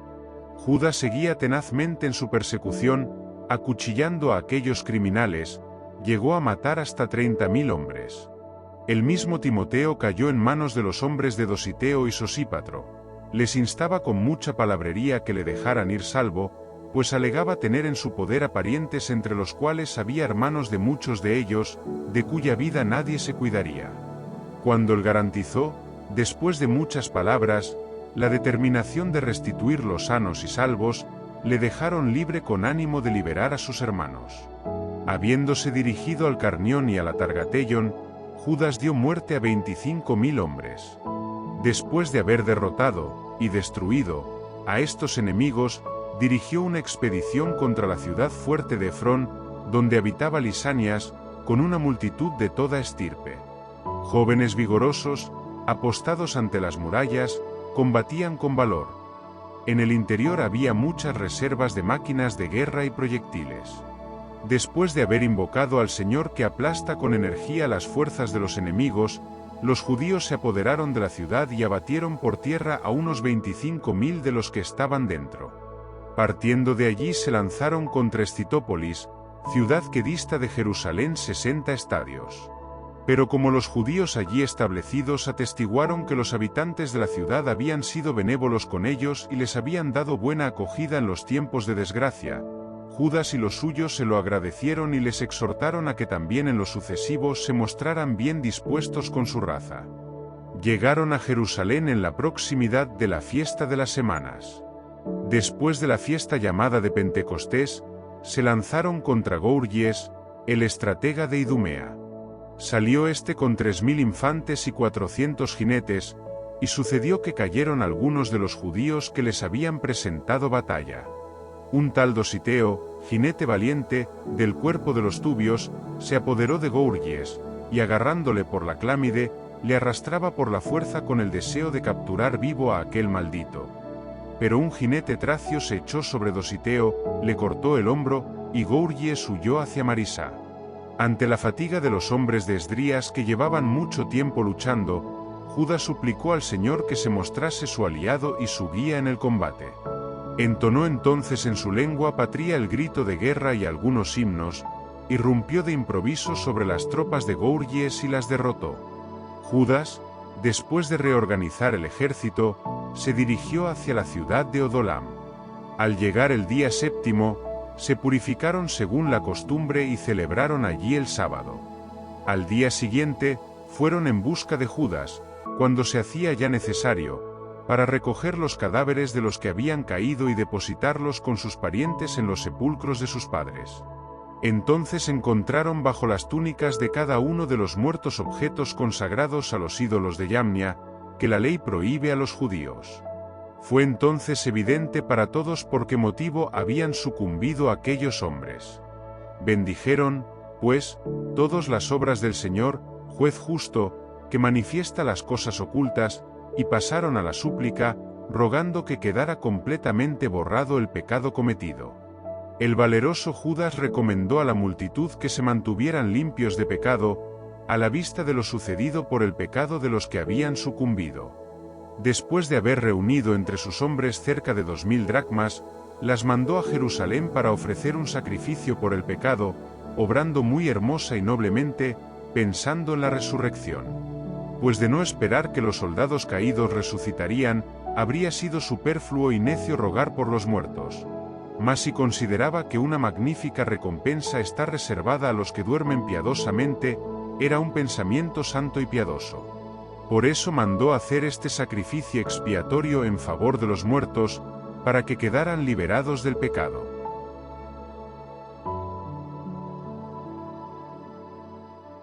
Segundo libro de los Macabeos, capítulo 13. El año 149, los hombres de Judá se enteraron de que Antíoco Eupator marchaba sobre Judea con numerosas tropas, y que con él venía Lisias, su tutor y encargado de los negocios, cada uno con un ejército griego de 110.000 infantes, 5.300 jinetes, 22 elefantes y 300 carros armados de hoces. También Menelao se unió a ellos e incitaba muy taimadamente a Antíoco, no por salvar a su patria, sino con la idea de establecerse en el poder. Pero el rey de reyes excitó la cólera de Antíoco contra aquel malvado. Lisias demostró al rey que aquel hombre era el causante de todos los males, y Antíoco ordenó conducirle a Bería y darle allí muerte, según las costumbres del lugar. Hay en aquel lugar una torre de 50 codos, llena de ceniza, provista de un dispositivo giratorio, en pendiente por todos los lados hacia la ceniza. Al reo de robo sacrílego o al que ha perpetrado algún otro crimen horrendo, lo suben allí y lo precipitan para su perdición. Y sucedió que con tal suplicio murió aquel inicuo Menelao que ni siquiera tuvo la suerte de encontrar la tierra que le recibiera. Y muy justamente fue así, pues, después de haber cometido muchos pecados contra el altar, cuyo fuego y ceniza eran sagrados, en la ceniza encontró la muerte. Marchaba, pues, el rey embargado de bárbaros sentimientos, dispuesto a mostrar a los judíos peores cosas que las sucedidas en tiempo de su padre. Al saberlo Judas mandó a la tropa que invocara al Señor día y noche, para que también en esta ocasión, como en otras, vinieran ayuda de los que estaban a punto de ser privados de la ley, de la patria y del templo santo, y no permitirá que aquel pueblo, que todavía hacía poco había recobrado el ánimo, cayera en manos de gentiles de mala fama. Una vez que todos juntos cumplieron la orden y suplicaron al Señor misericordioso con lamentaciones y ayunos y postraciones durante 3 días seguidos, Judas les animó y les mandó que estuvieran preparados. Después de reunirse en privado con los ancianos, decidió que, antes que el ejército del rey entrara en Judea y se hiciera dueño de la ciudad, salieran los suyos para resolver la situación con el auxilio de Dios. Judas, dejando la decisión al Creador del mundo, animó a sus hombres a combatir heroicamente hasta la muerte por la causa de las leyes, el templo, la ciudad, la patria y las instituciones, y acampó en las cercanías de Modín. Dio a los suyos como consigna, victoria de Dios, y atacó de noche con lo más escogido de los jóvenes la tienda del rey. Mató en el campamento a unos 2000 hombres y los suyos hirieron al mayor de los elefantes junto con su conductor. Llenaron finalmente el campamento de terror y confusión, y se retiraron victoriosos cuando el día despuntaba. Todo ello sucedió, gracias a la protección que el Señor había brindado a Judas. El rey, que había probado ya la osadía de los judíos, intentó alcanzar las posiciones con estratagemas. Se aproximó a Bet-Sur, plaza fuerte de los judíos, pero fue rechazado, derrotado y vencido. Judas hizo llegar a los de dentro lo que necesitaban.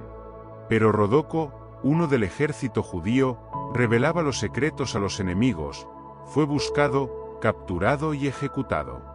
El rey parlamentó por segunda vez con los de Bet-Sur, dio y tomó la mano y luego se retiró. Atacó a las tropas de Judas, y fue vencido.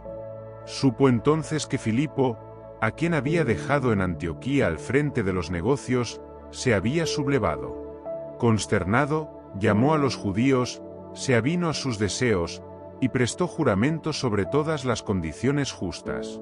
Se reconcilió y ofreció un sacrificio, honró al santuario y se mostró generoso con el lugar santo. Prestó buena acogida a Macabeo y dejó a Hegemónides como estratega desde Tolemaida hasta la región de los Guerraínos. Salió hacia Tolemaida, pero los habitantes de la ciudad estaban muy disgustados por este tratado. Estaban en verdad indignados por los acuerdos que ellos querían abolir. Lisias entonces subió a la tribuna e hizo la mejor defensa que pudo. Les convenció y calmó, y les dispuso a la benevolencia. Luego partió hacia Antioquía. Así sucedió con la expedición y la retirada del rey.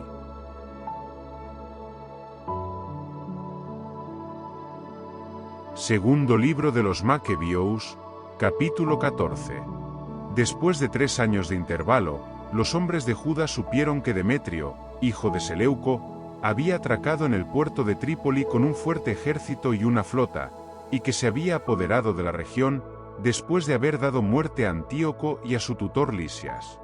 Un tal Alcimo, que antes había sido sumo sacerdote, pero que se había contaminado voluntariamente en tiempo de la rebelión, pensando que de ninguna forma había para el salvación ni acceso posible al altar sagrado, fue al encuentro del rey Demetrio, hacia el año 151, y le ofreció una corona de oro, una palma, y además, los rituales ramos de olivo del templo.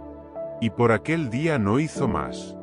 Pero encontró una ocasión propicia para su demencia, al ser llamado por Demetrio a consejo y al ser preguntado sobre las disposiciones y designios de los judíos. Respondió: los judíos llamados asideos, encabezados por Judas Macabeo, fomentan guerras y rebeliones, para no dejar que el reino viva en paz. Por eso, aunque despojado de mi dignidad ancestral, me refiero al sumo sacerdocio, he venido aquí en primer lugar con verdadera preocupación por los intereses del rey, y en segundo lugar, con la mirada puesta en mis propios compatriotas, pues por la locura de los hombres que he mencionado, toda nuestra raza padece no pocos males. Informado con detalle de todo esto, oh rey, mira por nuestro país y por nuestra nación por todas partes asediada, con esa accesible benevolencia que tienes para todos, pues mientras Judá subsista, le es imposible al Estado alcanzar la paz. En cuanto él dijo esto, los demás amigos que sentían aversión hacia lo de Judas, se apresuraron a encender más el ánimo de Demetrio. Designó inmediatamente Nicanor, que había llegado a ser elefantarca, le nombró estratega de Judea y le envió con órdenes de hacer morir a Judas, dispersar a todos sus hombres y restablecer a Alcimo como sumo sacerdote del más grande de los templos.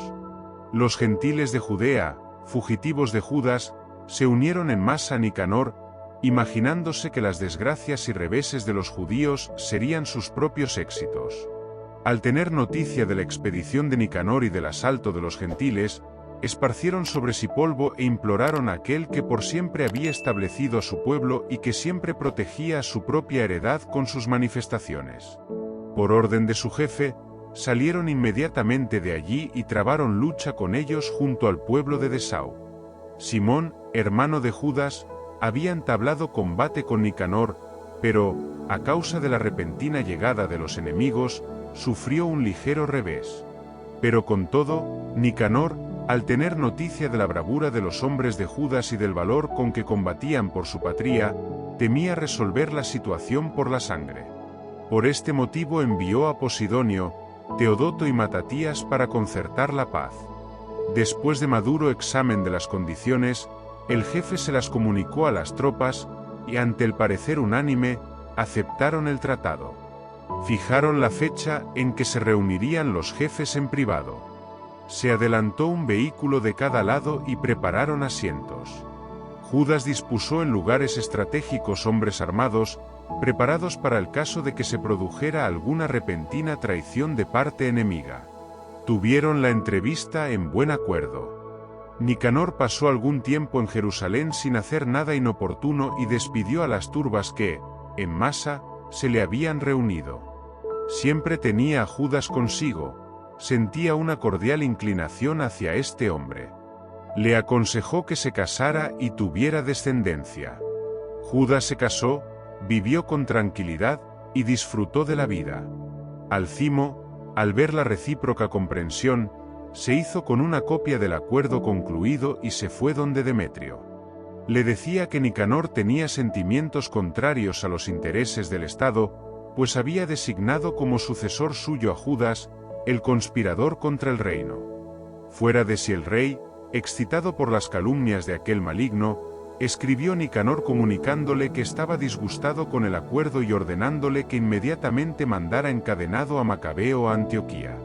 Cuando Nicanor recibió la comunicación, quedó consternado, pues le desagradaba mucho tener que anular lo convenido, sin que hubiera cometido aquel hombre injusticia alguna. Pero, como no era posible oponerse al rey, aguardaba la oportunidad de ejecutar la orden con alguna estratagema.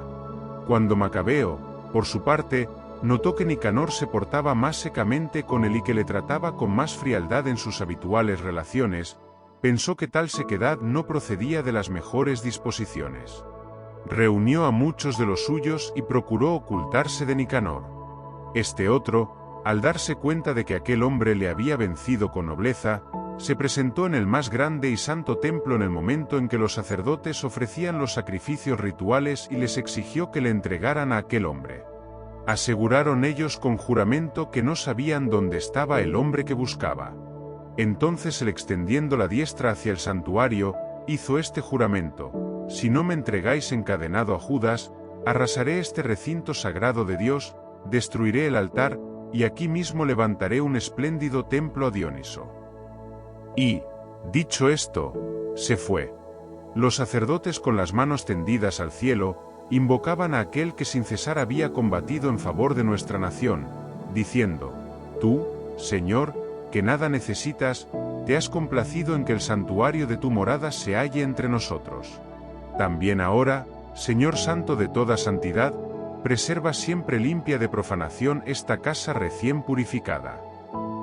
Racías, uno de los ancianos de Jerusalén, fue denunciado a Nicanor.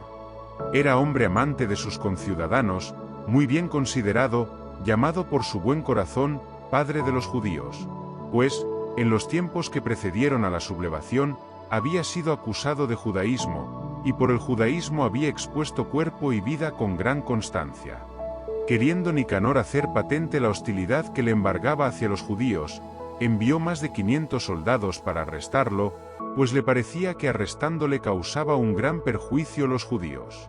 Cuando las tropas estaban a punto de apoderarse de la torre, forzando la puerta del patio y con orden de prender fuego e incendiar las puertas, Racías, acosado por todas partes, se echó sobre la espada. Prefirió noblemente la muerte antes que caer en manos criminales y soportar afrentas indignas de su nobleza. Pero, como por la precipitación del combate no había acertado al herirse y las tropas irrumpían puertas adentro, subió valerosamente a lo alto del muro y se precipitó con bravura sobre las tropas. Pero al retroceder estas rápidamente, dejando un hueco, vínole a caer en medio del espacio libre. Con aliento todavía y enardecido su ánimo, se levantó derramando sangre a torrentes. A pesar de las graves heridas, atravesó corriendo por entre las tropas, y se puso sobre una roca escarpada. Ya completamente exangüe, se arrancó las entrañas y tomándolas con ambas manos, las arrojó contra las tropas. Y después de invocar al dueño de la vida y del espíritu que otra vez se dignara devolvérselas, llegó de este modo al tránsito.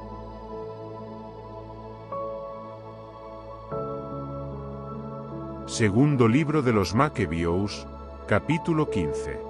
Supo Nicanor que los hombres de Judas se hallaban en la región de Samaria y decidió atacarlos sin riesgo en el día del descanso. Los judíos, que le acompañaban a la fuerza, le dijeron: no mates así de modo tan salvaje y bárbaro. Respeta y honra más bien el día que con preferencia ha sido santificado por aquel que todo lo ve. Aquel hombre 3 veces malvado preguntó si en el cielo había un soberano que hubiera prescrito celebrar el día del sábado. Ellos le replicaron: es el mismo Señor que vive como soberano en el cielo el que mandó observar el día séptimo. Entonces el otro dijo: también yo soy soberano en la tierra, el que ordena tomar las armas y prestar servicio al rey.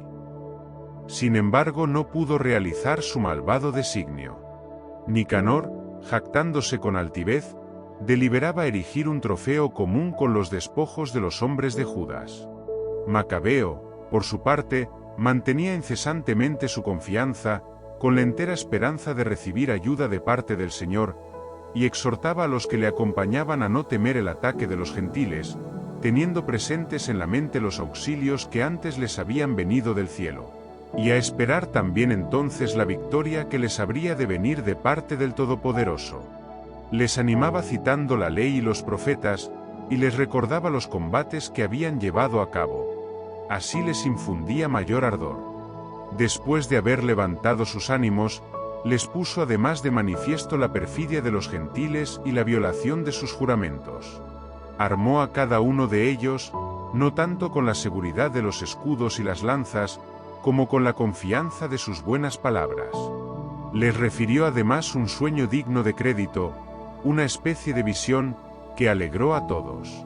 Su visión fue tal como sigue: Onías, que había sido sumo sacerdote, hombre bueno y bondadoso, afable, de suaves maneras, distinguido en su conversación, preocupado desde la niñez por la práctica de la virtud, suplicaba con las manos tendidas por toda la comunidad de los judíos. Luego se apareció también un hombre que se distinguía por sus blancos cabellos y su dignidad, rodeado de admirable y majestuosa soberanía. Onías había dicho: «Este es el que ama a sus hermanos, el que ora mucho por su pueblo y por la ciudad santa, Jeremías, el profeta de Dios». Jeremías, tendiendo su diestra, había entregado a Judas una espada de oro, y al dársela había pronunciado estas palabras: «Recibe, como regalo de parte de Dios, esta espada sagrada, con la que destrozarás a los enemigos». Animados por estas bellísimas palabras de Judas, capaces de estimular al valor y de robustecer las almas jóvenes, decidieron no resguardarse la defensa, sino lanzarse valerosamente a la ofensiva y que, en un cuerpo a cuerpo, la fortuna decidiera, porque peligraban la ciudad, la religión y el templo. En verdad que el cuidado por sus mujeres e hijos, por sus hermanos y parientes quedaba en segundo término. El primero y principal era por el templo consagrado. Igualmente para los que habían quedado en la ciudad no era menor la ansiedad, preocupados como estaban por el ataque en campo raso.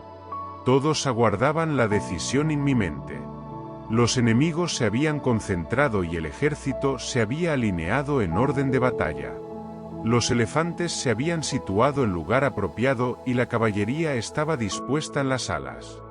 Entonces Macabeo, al observar la presencia de las tropas, la variedad de las armas preparadas y el fiero aspecto de los elefantes, extendió las manos al cielo e invocó al Señor que hace prodigios, pues bien sabía que, no por medio de las armas, sino según su decisión, concede la victoria a los que la merecen. Decía su invocación de la siguiente forma: «Tú, soberano, enviaste tu ángel a Ezequías, rey de Judá, que dio muerte a cerca de 185.000 hombres del ejército de Sennacherib. Ahora también, Señor de los cielos, envía un ángel bueno delante de nosotros para infundir el temor y el espanto. Que el poder de tu brazo hiera a los que han venido blasfemando a atacar a tu pueblo santo». Así terminó sus palabras. Mientras la gente de Nicanor avanzaba al son de trompetas y cantos de guerra, los hombres de Judas entablaron combate con el enemigo entre invocaciones y plegarias. Luchando con las manos, pero orando a Dios en su corazón, abatieron no menos de 35.000 hombres, regocijándose mucho por la manifestación de Dios. Al volver de su empresa, en gozoso retorno, reconocieron a Nicanor caído, con su armadura. Entre clamores y tumulto, bendecían al Señor en su lengua patria. Entonces, el que en primera fila se había entregado, en cuerpo y alma, al bien de sus conciudadanos, el que había guardado hacia sus compatriotas los buenos sentimientos de su juventud, mandó cortar la cabeza de Nicanor y su brazo, hasta el hombro, y llevarlos a Jerusalén. Llegado allí convocó a sus compatriotas, puso a los sacerdotes ante el altar y mandó buscar a los de la ciudadela. Les mostró la cabeza del abominable Nicanor y la mano que aquel infame había tendido insolentemente hacia la santa casa del Todopoderoso. Y después de haber cortado la lengua del impío Nicanor, ordenó que se diera en trozos a los pájaros y que se colgara frente al santuario la paga de su insensatez. Todos entonces levantaron hacia el cielo sus bendiciones en honor del Señor que se les había manifestado, diciendo: «Bendito el que ha conservado puro su lugar santo». La cabeza de Nicanor fue colgada de la ciudadela, como señal manifiesta y visible para todos del auxilio del Señor. Decretaron todos por público edicto no dejar pasar aquel día sin solemnizarlo, y celebrarlo el día 13 del 12º mes, llamado Edar en arameo, la víspera del día de Mardoqueo. Así pasaron los acontecimientos relacionados con Nicanor. Como desde aquella época la ciudad quedó en poder de los hebreos, yo también terminaré aquí mismo mi relato. Si ha quedado bello y logrado en su composición, eso es lo que yo pretendía. Si imperfecto y mediocre, he hecho cuanto me era posible. Como el beber vino solo o sola agua es dañoso, y en cambio, el vino mezclado con agua es agradable y de un gusto delicioso, igualmente la disposición grata del relato encanta los oídos de los que dan en leer la obra. Y aquí pongamos fin.